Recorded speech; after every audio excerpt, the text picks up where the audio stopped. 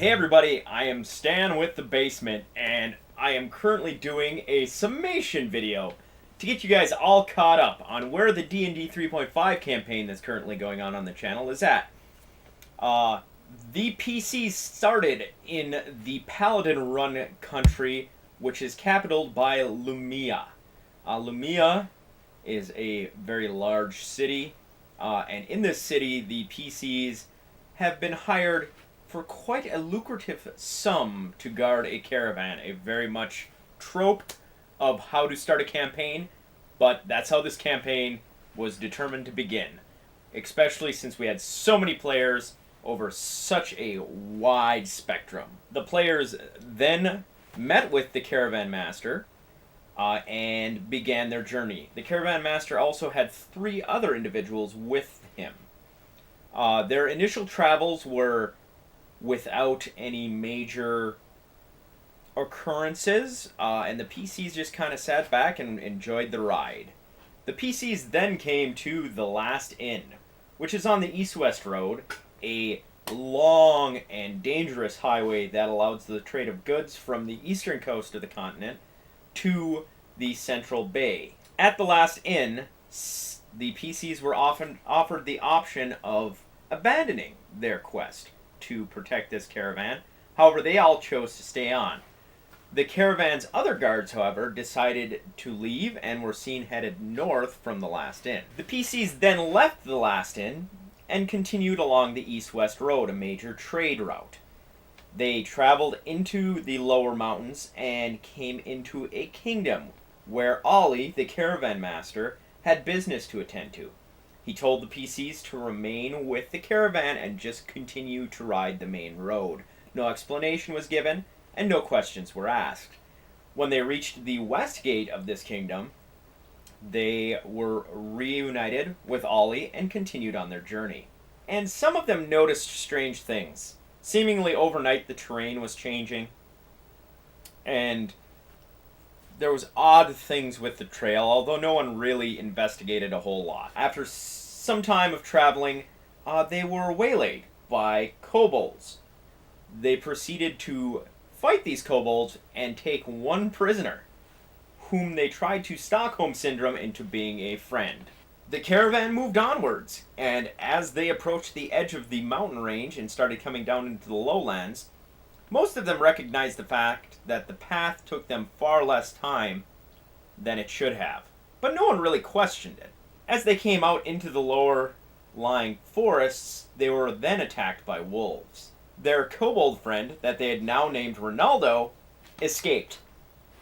Evidently, the Stockholm Syndrome treatment did not work, but they did eventually defeat the wolves and continue to move west. They saw smoke to the north and rode on late into the evening. They came upon a fort.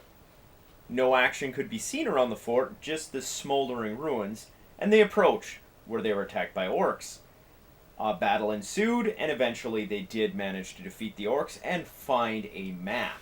The PCs then continued their journey and moved on to 8 Silos, a large city in the east of the country they were going to, which was at war.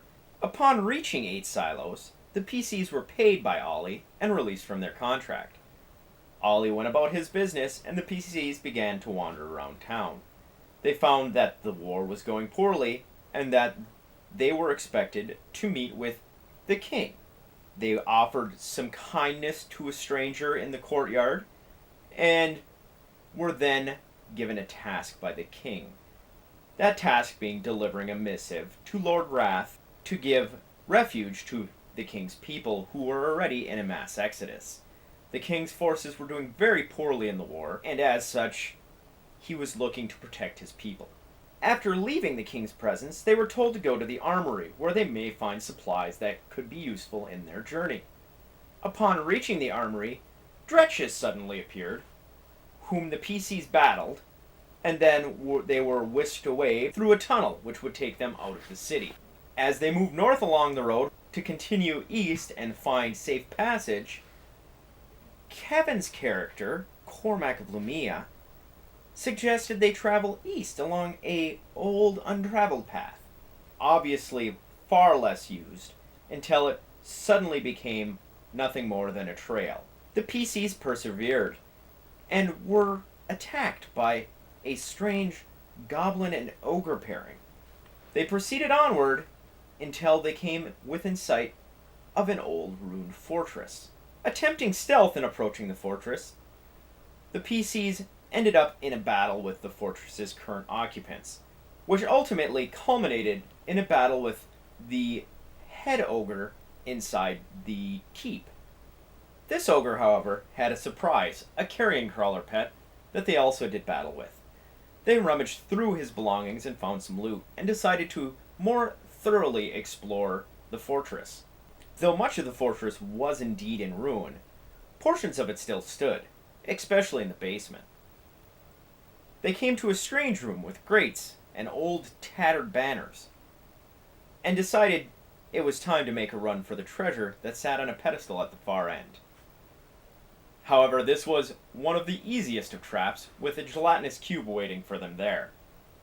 After a very interesting battle, the gelatinous cube was dispatched, and more loot was found in the main chamber as well as the additional chambers, with a final culmination in a battle with some rust monsters in what used to be the armory. After spending more time in this fortress, the players found a strange, preserved room underneath a hall of worship. In that room, they found some books, had some weird spells cast on them, and also found out information about another item that existed within the walls prior to its ruin. After some searching, Cormac did indeed find a beautiful longsword, and decided to keep it and use it as his main weapon. Having cleared the fortress, that they now knew was named Brigith Door, they continued onward to the east, realizing their mission was pressing. As they were leaving the mountains, they saw a great sea of forest ahead of them. As they approached the forest, they ran into elves, who took them hostage and brought them to their city. In their city, they were tasked with clearing an ancient elven tomb. As they proceeded to this tomb, the party was waylaid by monsters, and one of the characters died. The party, undeterred by the character's death, moved forward to the entrance to the tomb, where they recognized that it was currently occupied by a cult of afflux. The players entered the tomb and did battle, slaughtering the clerics and the undead they had along with them. The players discovered secret rooms and secret treasures. The players found a room that was being used as a torture chamber, and discovered a new ally, Jory's new character. After slaying a mummy and Afflux's high priest within the compound, they discovered gargoyles, and a hole leading into a natural cavern. But when they were in the natural cavern, Jorgendal's character insisted they return back to the tomb, for unknown reasons. Upon returning to the complex, the players found a room marked the Hall of Kings. Entering this room activated several statues which animated and attacked the party. After some hand-holding by the dungeon master, they found the secret door to escape the room. Through the secret door was yet another chamber, this one with 4 riddles, each which had to be answered. The party answered the riddles and activated a portal, which they stepped through. As they exited the chamber, they found themselves in the forests, but not where they had begun. Where will the PCs go next? You'll have to keep watching to find out. Hopefully, this summation will get you back up to speed as we enter Phase 2 of the Dungeons & Dragons 3.5 campaign. We hope you're enjoying it, and the quality continues to improve.